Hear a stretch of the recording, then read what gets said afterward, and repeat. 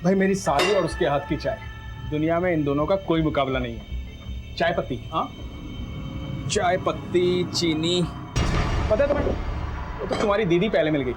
तुम्हारी दीदी पहले नहीं मिलती ना, तो शादी तो मैं तुमसे करता। हाँ मिल्क, ये रहा मिल्क, ये लो। तो ठीक तो है ना?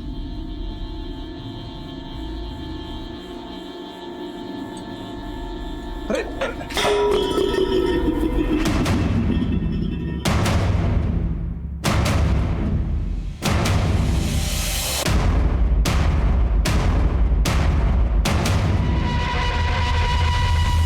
सी, आई एम सॉरी। जो हुआ उसे भूल जाओ, ऐसा नहीं होना चाहिए। किसी को बताना मत, बहुत बदनामी हो गई।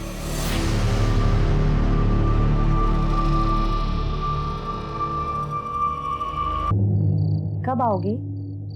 अरे कानपुर तो जा रहा हूँ मैं, 3 दिन में वापस आ जाऊंगा। वो शर्ट मत रख, टाइट हो गई है। जीजू को देखो, रोज सुबह उठकर जॉगिंग करने के लिए जाते हैं।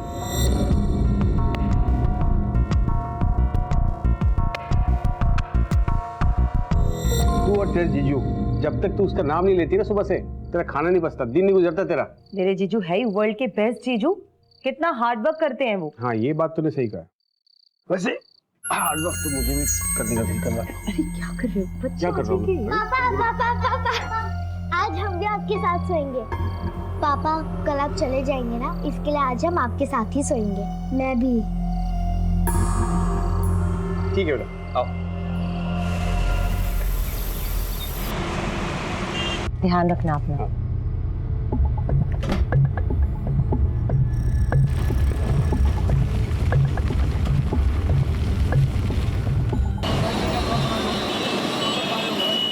टेस्टी थे ना गोलगप्पे? तुम्हारे साथ सब टेस्ट लगता है। चलो मैं पे करके आती हूँ।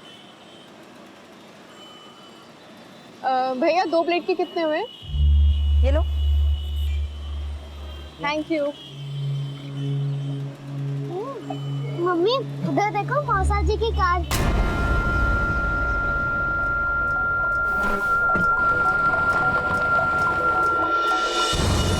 ये पैसे लो,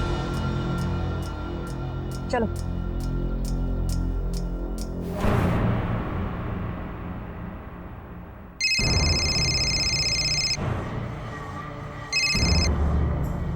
हाँ सुनीता बोल। कंचन, हम लोग सनशाइन कैफे में बैठे हैं, जल्दी आ जा।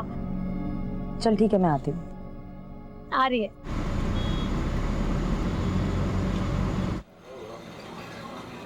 हाय। हाय, कैसी हो? तो क्या गॉसिप हो रही है यहाँ?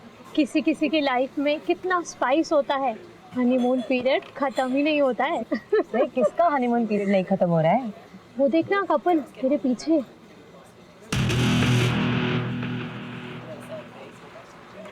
जीजू, वो तेरी दी जीजू है क्या? नहीं नहीं, वो पीछे से देखने में मुझे ऐसा लगा मेरे जीजू हैं। कोई और है। ओके अच्छा सुनो, मैं चलती हूँ, मुझे बच्चों को ना पिक करना है ट्यूशन। अरे अभी तो आई हो, क्या बैठ रहा हूँ थोड़ा सा। नहीं नहीं, लेट हो रहा है। मैं ना फिर कभी आऊंगी। हाँ अच्छा तू भी ना। Bye bye.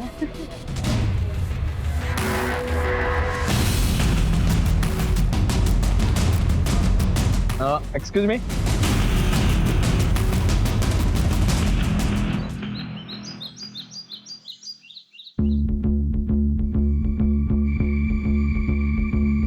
क्या कर रहे हो तुम दोनों? देखने में कि मैं कुछ जरूरी काम कर रही हूँ। मम्मी आप क्या काम कर रही हो? आप तो बस मौसा जी को फोन लगा रही हो ना। लाइट में लगा। अरे क्या कर रही है रिया तू?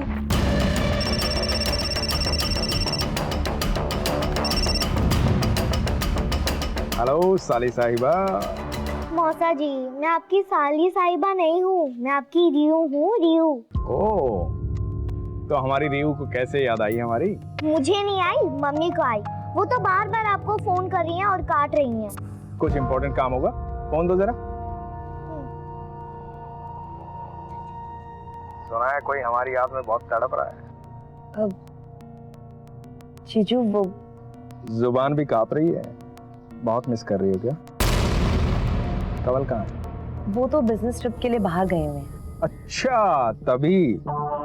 आ जाऊं? साथ में तुम्हारी बोरिंग दीदी को भी ले आता हूँ। वो बच्चे संभाल लेगी और हम मस्ती करेंगे। जीजू, एक्चुअली मुझे आपसे कुछ बहुत ज़रूरी बात करनी थी।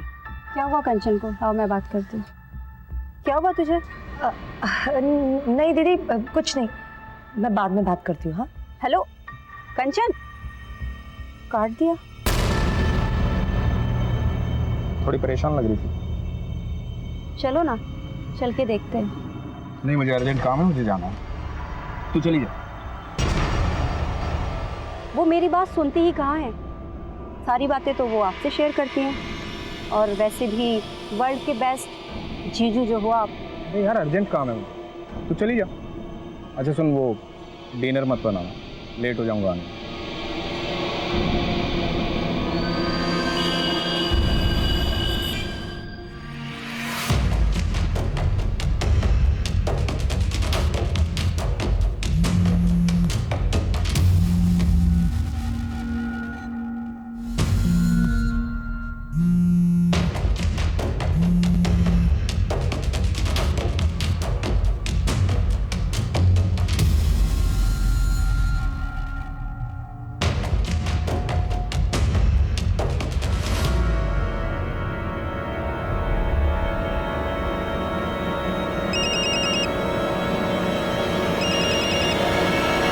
जीजू, इतनी रात को भी जीजू की याद आ रही है तुम्हें? हाँ, अब जीजू का नाम लेके इतना भी मत जला। नहीं, वो एक्चुअली जीजू का कॉल आने वाला था तो मैंने सोचा कि। तो ठीक है ना? हाँ, क्यों? नहीं, थोड़ी परेशान लग रही है तुम। नहीं, बस आपको मिस कर रही हूँ। मेरी हॉट बेबी, मेरे बच्चों का ख्याल रखना। कानपुर से जल्दी आकर हॉट बेबी और बच्चों को ढेर सारा प्यार दूंगा मैं। अभी रखता हूँ। Love you too, bye. Bye.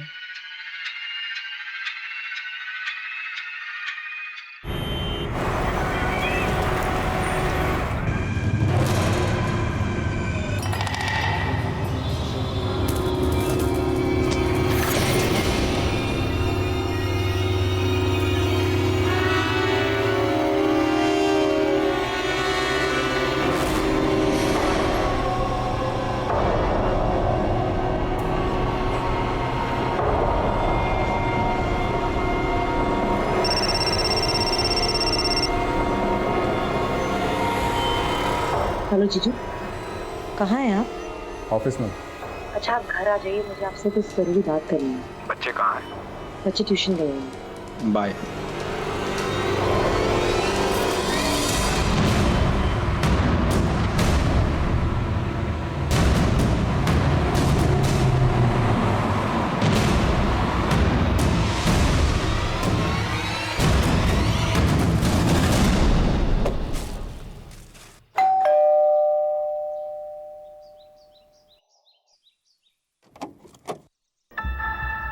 Pretty pretty flowers मेरी प्रीटी प्रीटी साली के लिए।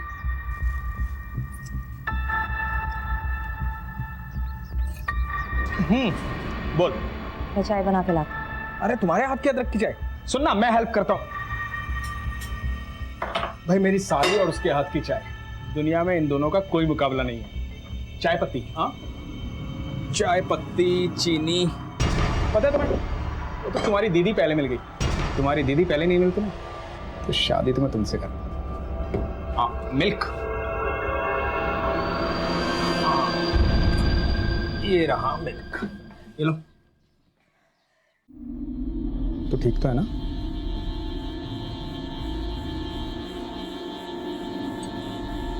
अरे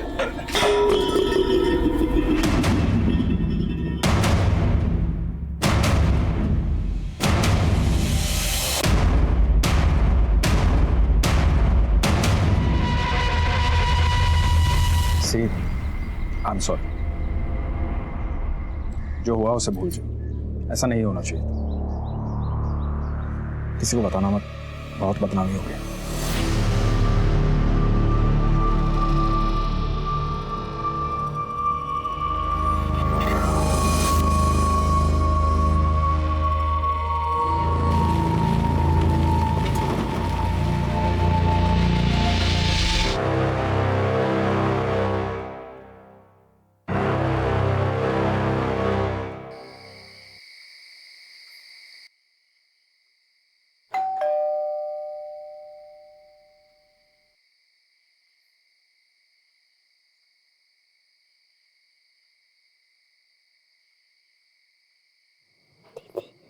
दीदी लगता है डैडी आ गए।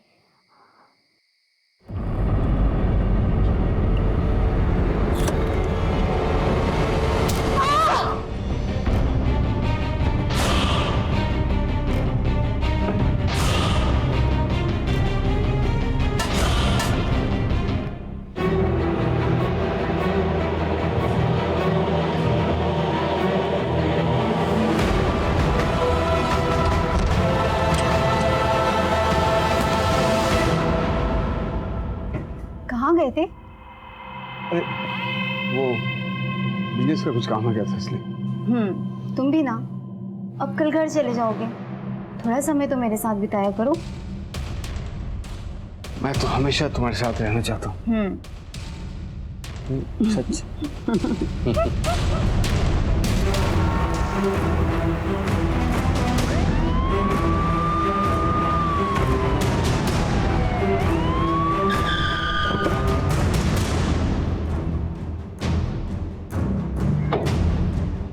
सर, एक औरत और 2 बच्चों की हत्या हुई। हस्बैंड घर पे ही है।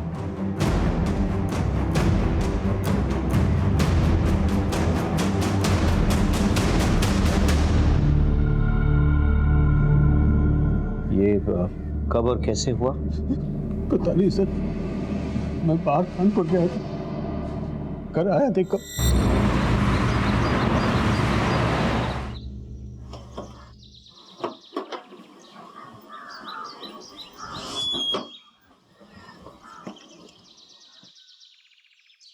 सुबह सुबह ही कहाँ चलेगी? कंचन कहाँ हो?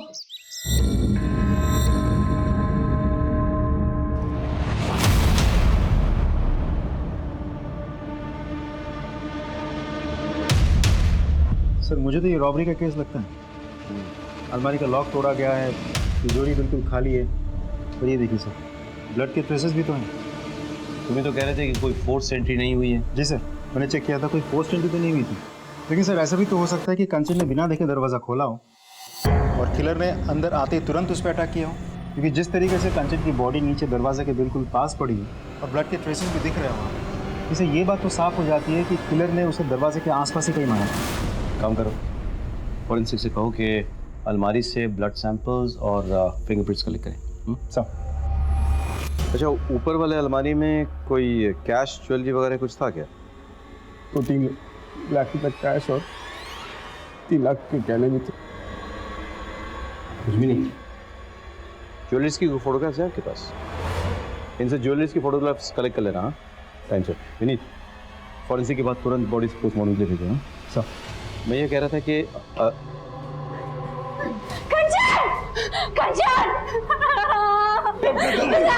एक्सक्यूज मी, आप लोग कौन हैं?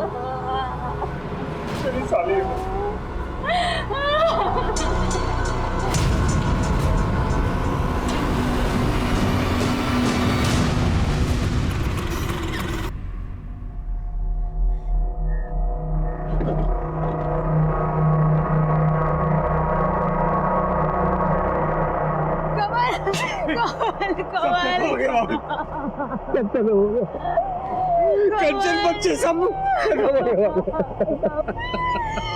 मैंने तुझसे कहा था कंचन की कुंडली में दोष है, उसे अकेला मत छोड़ना। तूने एक बात नहीं मानी। कामिनी, भाभी संभालिए अपने आप को। भाभी है नीता भाभी।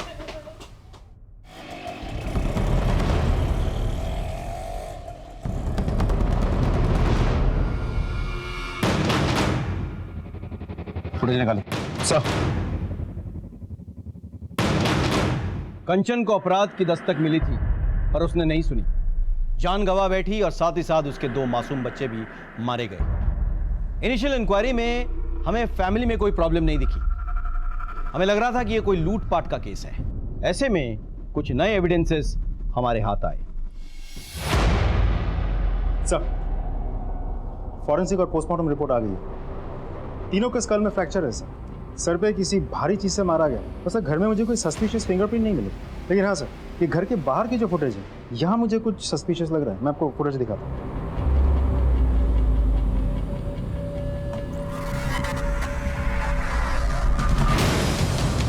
दिल्ली की इतनी गर्मी में ये उड़ उड़ के कहाँ जा रहा है?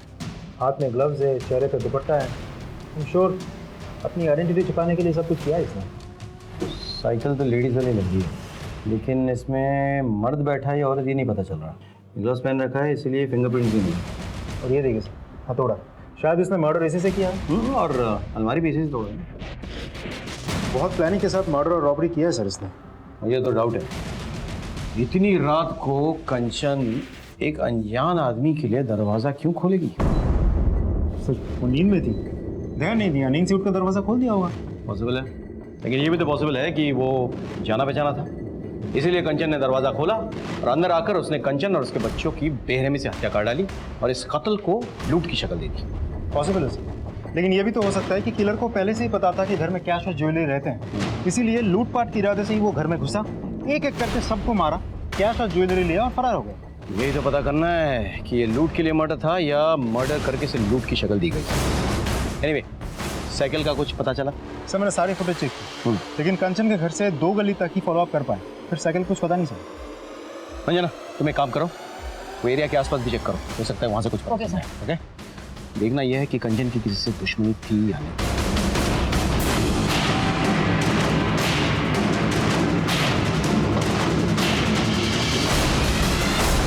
नहीं सर, कंचन की किसी से कोई दुश्मनी नहीं थी सर। उसकी तो कभी किसी से छोटी मोटी लड़ाई भी नहीं हुई सर। सर कुछ कहना है? सर कुछ दिन पहले की बात है, मैं और कंचन मार्केट में थे और जब हम मार्केट से घर लौट रहे थे तो तभी एक कार बहुत तेजी से कंचन की तरफ आई।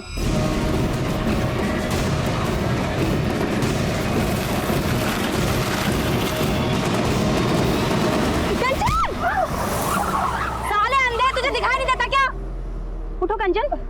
सर मैंने कंचन को अपनी तरफ खींच लिया, लेकिन मुझे ऐसे लगा जैसे वो कार उसे जानबूझकर टक्कर मारना चाहती थी। ये एग्जैक्टली किस एरिया में हुआ? वसंत कुंज के एरिया में। विनीत सर, वसंत कुंज एरिया के सारे सीसीटीवी चेक करो, मुझे फुटेज चाहिए। Thank you so much.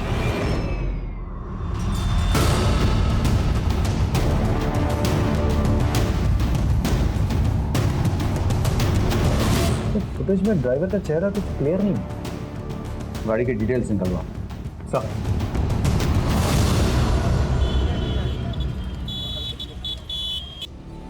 Sir हमारी टीम को ग्रेटर कैलाश में एक लवारिस लेडी साइकिल मिली है जो सीसीटीवी फुटेज से बिल्कुल मैच करती है। पता चला किसकी? नहीं सर, बहुत कोशिश की पर कुछ पता नहीं चला। सर सीसीटीवी में जो गाड़ी है उसके ओनर का पता चल गया। गाड़ी किसी गौतम के नाम पर रजिस्टर्ड है। बुलाओ।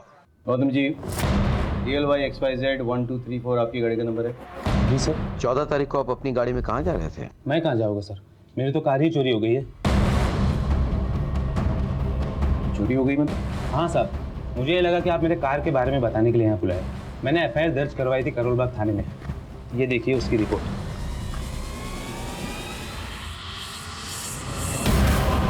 11 जुलाई को मेरी कार चोरी हुई थी साहब। कुछ पता चला सर? नहीं, अभी कुछ पता नहीं चला है, पता चलते ही आपको खबर कर देंगे। अब जा सकते हैं। ठीक है सर।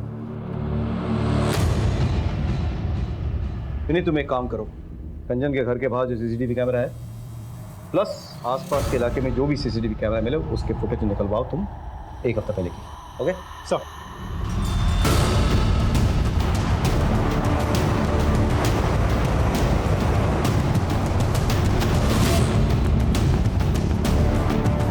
सर मैंने कंचन के घर के बाहर की 1 हफ्ते की फुटेज निकलवाई है, कुछ दिखाना चाहता हूँ।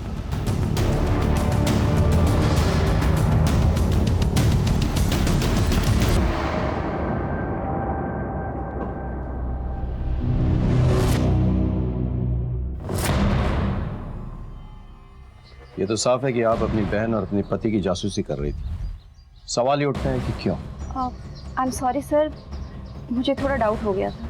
क्या कि आपके पति का आपकी बहन के साथ चक्कर चल रहा है? बहुत हंसी मजाक करते हैं और कंचन से भी उनकी बहुत जमती थी। आई डोंट नो सर, मेरे मन में ये बात कहाँ से आ गई। सर दरअसल कंचन बार बार मेरे हस्बैंड से बात करने की कोशिश कर रही थी, तो बस मुझे ऐसा लगा जैसे सर मेरे मन में शक पैदा हो गया सर। लेकिन मुझे बहुत गिल्टी भी फील हुई सर। अगर ये बात सिद्धार्थ और कंवल को पता चल गई ना तो उन्हें बहुत बुरा लगेगा। अगर इसमें आपका हाथ है तो फिर हमें भी बहुत बुरा लगेगा। फिलहाल हम चलते हैं।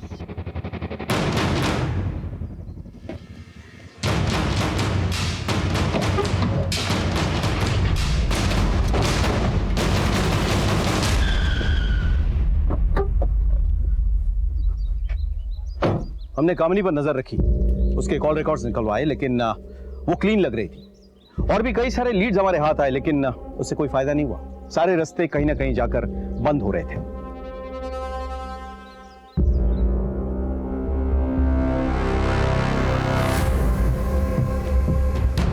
हमें वो लेडी साइकिल भी मिल गई जिसमें चढ़कर शायद वो हत्यारा आया था, लेकिन वो साइकिल किसकी थी ये पता नहीं चला। सीसीटीवी फुटेज के जरिए हम उस गाड़ी और उसके मालिक गौतम तक भी पहुंच गए जिस गाड़ी से कंचन का एक्सीडेंट होने वाला था, लेकिन फिर भी कोई सुराग हाथ नहीं लगा।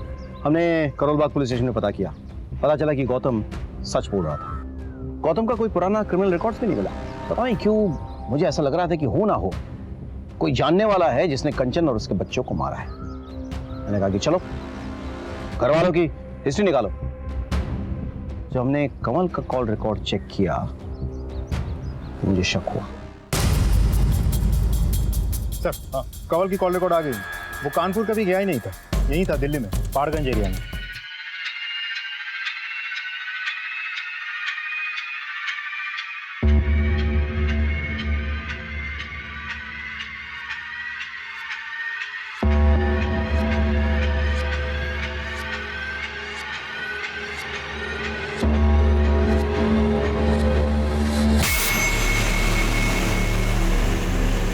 पहाड़गंज वहाँ तो बहुत सारे होटल्स हैं।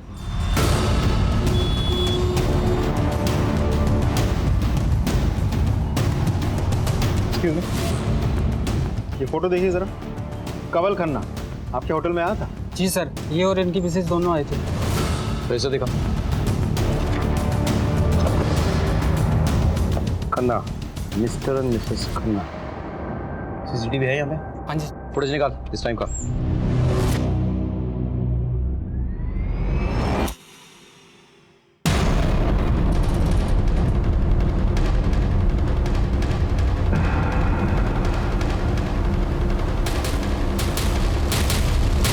ये तो आप कानपुर में नहीं दिल्ली में थे, वो भी पहाड़गंज में एक होटल में। पहाड़गंज के होटल में आप क्या कर रहे थे? Mister and Mrs Khanna. लेकिन मिसेस खन्ना तो थी नहीं वहाँ पे। ठीक है सर, वो मिसेस खन्ना मेरी भाभी है, मिसेस नीता खन्ना। अच्छा, तो अपने बीवी से झूठ बोलकर आप अपने भाभी के साथ बंद कमरे में एक होटल में क्या कर रहे थे? जबान संभाल कर बात करिए इंस्पेक्टर। आप किसी सड़क छाप इंसान से बात नहीं कर रहे हैं, आप खन्ना फैमिली से बात कर रहे हैं। नीता जी, पहली बात तो ये है कि आप फिलहाल पुलिस स्टेशन में हैं तो जरा तमीज से पेश आइए। और दूसरी बात, कंवल जी को अगर अपनी फैमिली की इज्जत की इतनी परवाह थी तो 3 दिन तक झूठ बोलकर होटल के कमरे में आपके साथ क्या कर रहे थे? क्यों? कानून की ऐसी कौन सी किताब में लिखा है कि देवर और भाभी किसी होटल में कमरा लेकर एक साथ नहीं रह सकते? कानून की किसी किताब में ये नहीं लिखा हुआ, लेकिन ये जरूर लिखा हुआ है कि देवर और भाभी मिलके किसी का मर्डर नहीं कर सकते हैं। हमने कंचन और बच्चों को नहीं मारा है इंस्पेक्टर साहब। देखिए सर, मैं 15 साल का था सिर्फ, तब भैया गुजर गए। भाभी ने मुझे पाल पोस कर बड़ा किया। मेरे शादी के बाद कंचन को भाभी से प्रॉब्लम्स होने लगे, क्योंकि मॉडर्न सोच की थी और भाभी को पुरानी सोच की। दोनों में इश्यूज होने लगे। भाभी गांव चले गई। कंचन को मेरा भाभी से मिलना जुलना बिल्कुल पसंद नहीं था, लेकिन मैं अपनी जिम्मेदारी से कैसे मुंह फेर लेता सर बताइए आप। इसीलिए मैं छुपकर होटल के कमरे में जाता ताकि इनको मैं घर खर्ची के लिए कुछ पैसे दे सकूं। बस होटल के कमरे में छुप छुप कर। अगर मैं बंद कमरे में अपनी भाभी से मिलता हूं तो इसमें गलत क्या है सर बताइए। रहने दो कंवल, ये लोग हमारे रिश्ते को नहीं समझेंगे। आज्ञा चाहूंगी, चलो कंवल।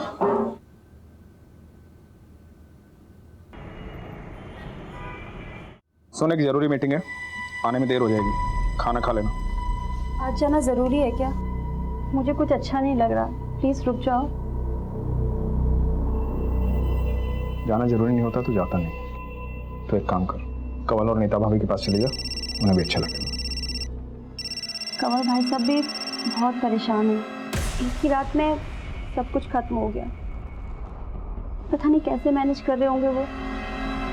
आप एक काम कीजिए, मुझे वहाँ छोड़ दीजिए, और रात को मुझे वहाँ से पिकअप कर लेना। गाड़ी निकालता हूँ, तो तैयार हो जाओ। ठीक।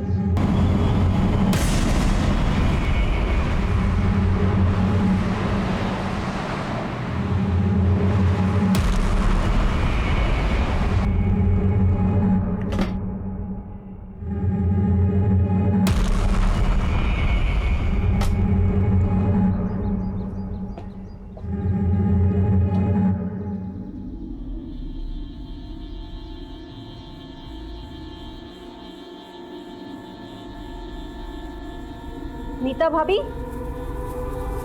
कवल भाई साहब, भाभी। तू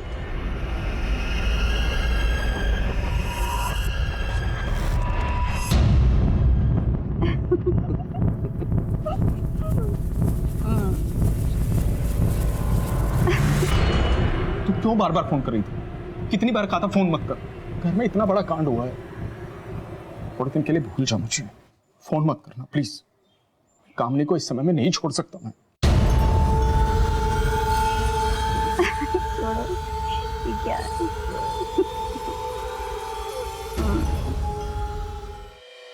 Siddharth, I need your help Siddharth, मुझे तुम्हारी जरूरत है।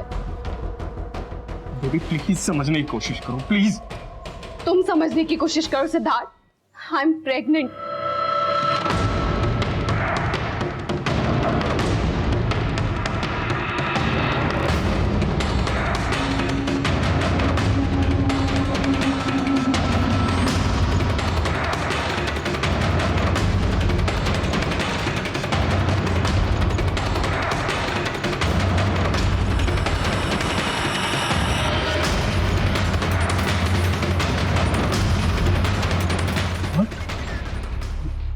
ये कब हुआ?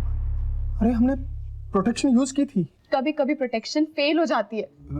बेबी मैंने तुम्हें बताया था हमारा कोई फ्यूचर नहीं है, और देखो मैंने बताया था मैं शादीशुदा हूँ। ये सब बताने की जरूरत नहीं है। अरे मैं नहीं बोल रही हूँ कि तुम मुझसे शादी करो या मेरे बच्चे को अडॉप्ट करो। मैं खुद इस बच्चे को नहीं अपनाना चाहती हूँ। मैं अपना करियर स्पॉइल नहीं करना चाहती इस बच्चे के लिए। मैं सिर्फ इतना चाहती हूँ कि तुम मेरे साथ हॉस्पिटल चलो। अगर मैं अकेले जाऊंगी ना सिद्धार्थ, तो ये मेरे लिए बहुत बड़ी एम्बैरेसमेंट होगी। मैं बस तुमसे रिक्वेस्ट कर रही हूँ, बस एक बार ये अबॉर्शन हो जाए ना, उसके बाद देखते हैं हमारे रिलेशनशिप का क्या करना है।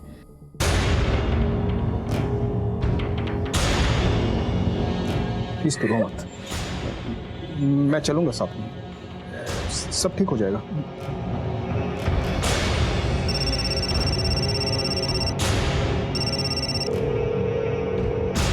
ये सिद्धार्थ फोन क्यों नहीं उठा रहे?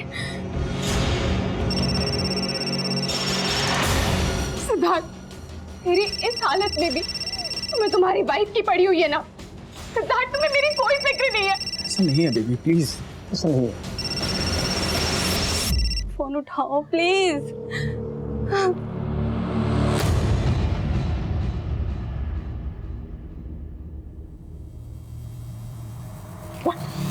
Are you sure?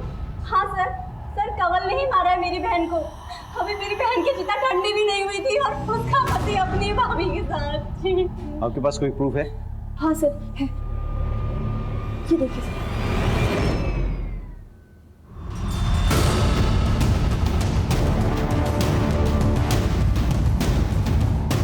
सर, मैंने कुछ नहीं किया सर। तेरे पवित्र रिश्ते की तो पोल खुल गई है। अपने बीवी बच्चों को क्यों मारा ये तू बताएगा या तेरी पूजनीय भाभी? मेरा यकीन कीजिए सर, हमने कुछ नहीं किया। कमीना है तो कमीना, क्या दिया मुझे तुझ पर? ऐसी घटिया हरकत करने के लिए तूने मेरी बहन और उसके बच्चों को मार दिया। छे सर, लेके जाइए इसे, लेके जाइए इसे। बच्चे को नहीं मारा, लगता है मैं अपने खुद के बच्चे को मारूंगा। छोड़ो मुझे, तो गलत कर दिया। मेरी साली को मारा तूने? हाँ? मेरी साली को मारा तूने? अपने बच्चों को मारते हो, शर्म नहीं आई तुझे? यार साले छोड़ूंगा नहीं तुम दोनों।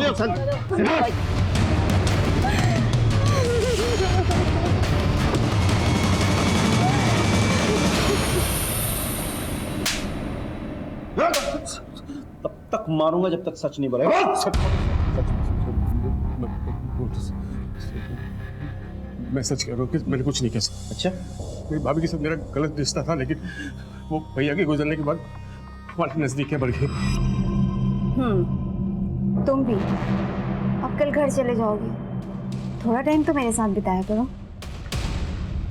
मैं तो हमेशा तुम्हारे साथ रहना चाहता हूँ। सच? भरोसा रखो। कमल की शादी हो गई, पर हमें तो एक दूसरे की आदत सी पड़ गई थी। बस हमने तय किया जैसे चल रहा है वैसे चलने देंगे, और हम चुप चुप के मिलने लगे थे।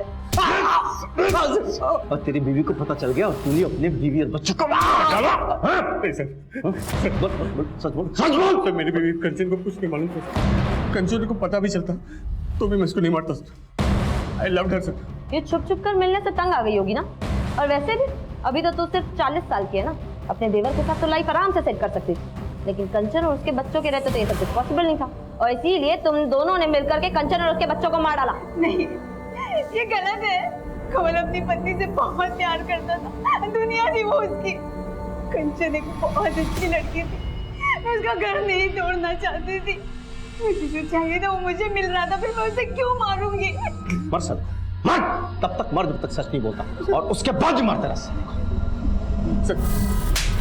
हमारे तमाम कोशिशों के बावजूद कमल और नीता इसी बयान पर टिके रहे कि उन्होंने ये खून नहीं किए। कमल दिल्ली में ही था और उसका अपने भाभी के साथ नाजायज संबंध भी थे, लेकिन हमारे हाथ कोई ऐसा पुख्ता सबूत नहीं लगा जिससे यह साबित हो सके कि उन्होंने ही ये मर्डर किए हैं। इसी बीच हमें एक लीड मिली। आगे बहुत सारे खबरी का फोन आया था। कंचन के घर से जो ज्वेलरी लूटे गए थे वो शाहदरा के पास एक ज्वेलरी शॉप में बेचे गए हैं। हेलो ज्वेलरी साहब। हाँ साहब, ये ज्वेलरी तो कल ही खरीदी है मैंने। चोरी का माल ही है, समझ में आया? माफ करना साहब, छोटा दुकान है अपना, छोटे मोटे लोग ही आते रहते हैं यहाँ पे। किसने भेजी थी? 2 लोग आए थे साहब, एक बाहर बाइक पे खड़ा था, एक अंदर आया था ज्वेलरी बेचने। सीसीटीवी है दुकान में? नहीं साहब, सीसीटीवी तो नहीं है। पहचान लोगे दोनों को? हाँ, एक को तो पहचान लेंगे सर। स्केच बनवा दो सर। जाइए इनके साथ।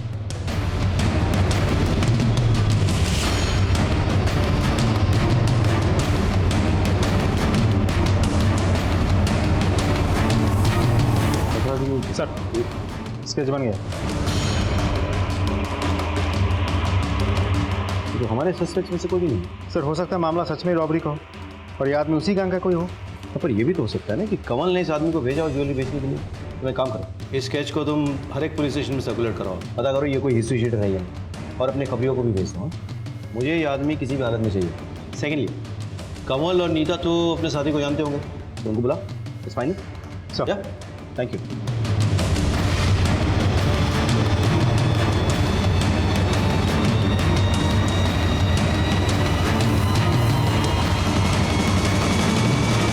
पहचानते हो? नहीं सर। आप? नहीं सर। इसे पहचानते हो? नहीं सर। कामिनी जी कहाँ है? शायद वो जानती हो।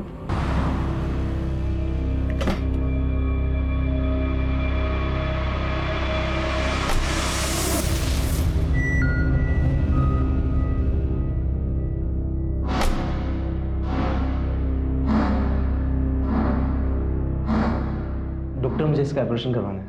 हम दोनों ये बच्चा नहीं चाहते। ये आपकी पत्नी है? नहीं, ये मेरी गर्लफ्रेंड है। दरअसल क्या है ना, हम लिविंग रिलेशनशिप में रहते हैं, करियर की बात है। ओके, मैं कल के लिए बुकिंग ले लेता हूँ और आपको ना कुछ टेस्ट कराने पड़ेंगे। मिश्रा जी, ये टेस्ट करवा लेना, ठीक है? अब लोग जाइए इनके साथ।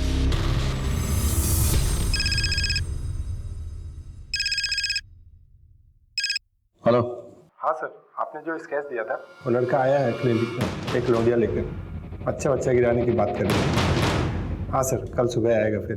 गुड गुड, ठीक है, थैंक यू सो मच।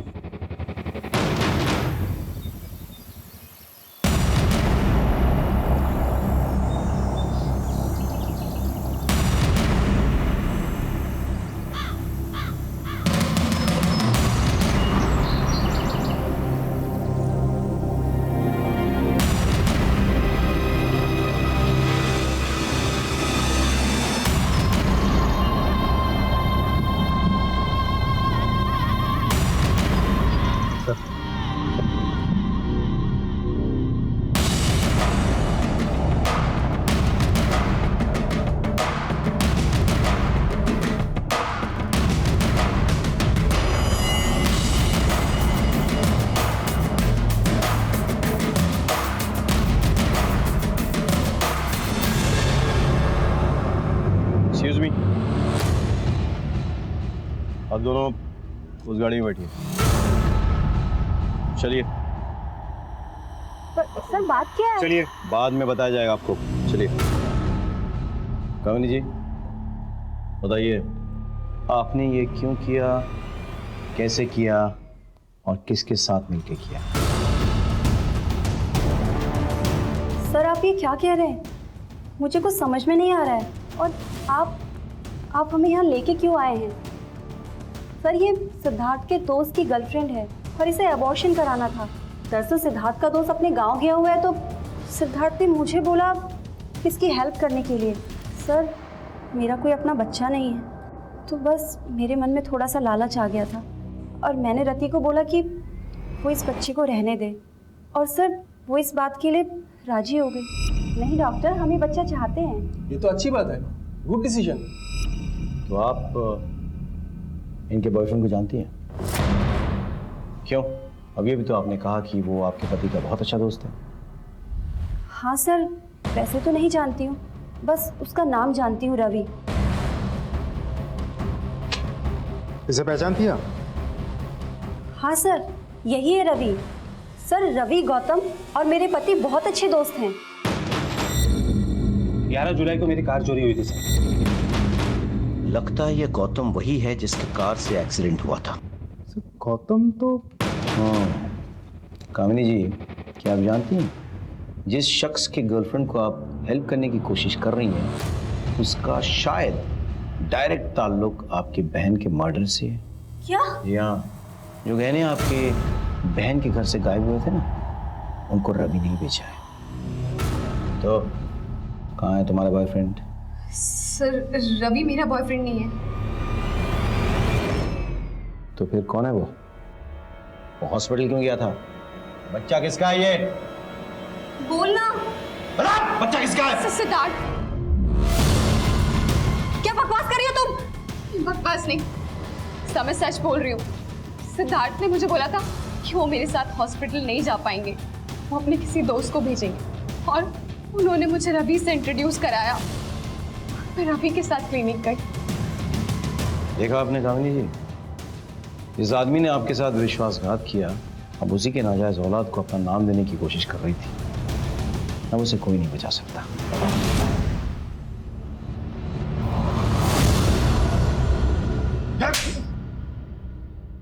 चल। सर कंचन को मेरे और रति के बारे में पता चल गया।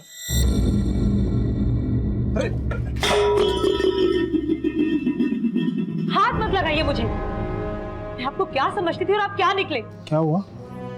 क्या बोल रही है तू? आप मेरी दी को चीट कर रहे हो और बोल रहे हो क्या हुआ? मैंने खुद अपनी आंखों से आपको उस लड़के के साथ देखा है। यहाँ पर मैं सारा दिन आपके नाम की माला जपते नहीं थकती कि मेरे जीजू वर्ल्ड के बेस्ट जीजू हैं और आप एक घटिया इंसान निकले। शर्म आती है मुझे आपको जीजू कहते हुए भी। I'm sorry कंचन, माफ कर दो मुझे। तुम्हें पता है ना मैं तुम्हारी दीदी से कितना प्यार करता हूँ। वो लड़की तो ऐसे ही है, कभी नहीं मिलूंगा उससे, प्रॉमिस। प्लीज दीदी को मत बताना तुम्हारी।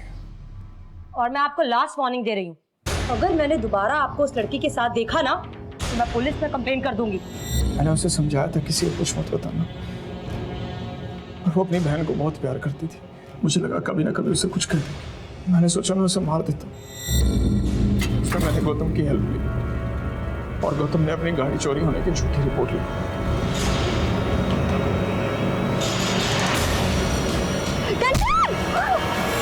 वो बच गई थी सर, मेरी टेंशन और बढ़ गई थी। मुझे लगा कि मुझे खुद उसे मारना। मैंने अपनी बीवी कामले के कपड़े पहने और मैंने रास्ते से लेडीज साइकिल उठाई और फिर मैं कंचन के घर गया।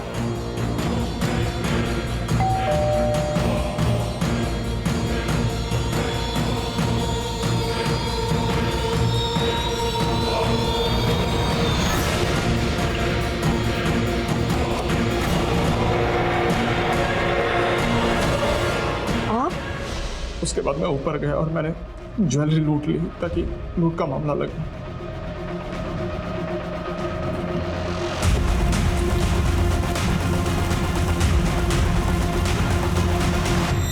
मैंने सारी ज्वेलरी गौतम और रवि को दे दी और मैंने उन्हें कहा था कि इसे बेचना मत, पर वो साले कमीने।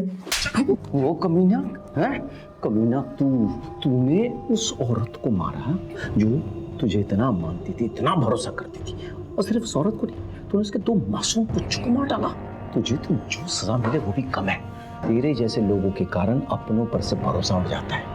विश्वासघात बाहर से नहीं आते हैं, तेरे जैसे घर में पैदा होते हैं।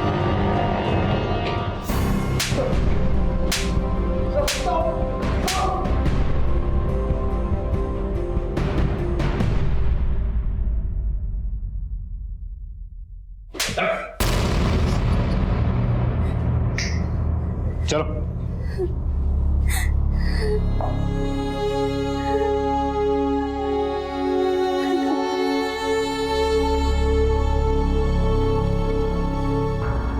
कंचन को अपराध से पहले बार बार दस्तक मिली। उसने गोलगप्पे वाले के पास सिद्धार्थ की गाड़ी में रति को देखा, दोनों को कैफे में रोमांस करते देखा, झंडे वाले मेट्रो स्टेशन में भी उसने दोनों को देखा। लेकिन वो इस दस्तक को समझ नहीं पाई। वो ये नहीं समझ पाई कि जो आदमी अपनी पत्नी को धोखा दे सकता है वो किसी भी हद तक गिर सकता है। लेकिन उसने इस बात का जिक्र अपने दीदी से नहीं किया, क्योंकि वो अपने दीदी के घर में दरार नहीं पैदा करना चाहती थी। वो तो इस दस्तक को भी नहीं पहचान पाई कि उसकी दीदी कामिनी के मन में उसकी और जीजाजी को लेकर शक पैदा हो गया था। यहां तक कि कामिनी ने भी एक दस्तक को नजरअंदाज किया। जब गौतम की गाड़ी ने कंचन को टक्कर मारने की कोशिश की, तब कामिनी को ऐसा लगा कि ये ड्राइवर जानबूझकर कर रहा था, लेकिन उसने इस बात को सीरियस नहीं लिया। वो अपने प्रॉब्लम्स में इतनी उलझी हुई थी कि उसने इस दस्तक को सुनकर भी अनसुना कर दिया। अगर उस वक्त कामिनी पुलिस स्टेशन चली गई होती तो शायद आज कंचन जिंदा होती और साथ में उसके बच्चे भी। इसी के साथ मैं सीनियर इंस्पेक्टर विवेक शर्मा आपसे विदा लेता हूं। कल फिर मिलेंगे।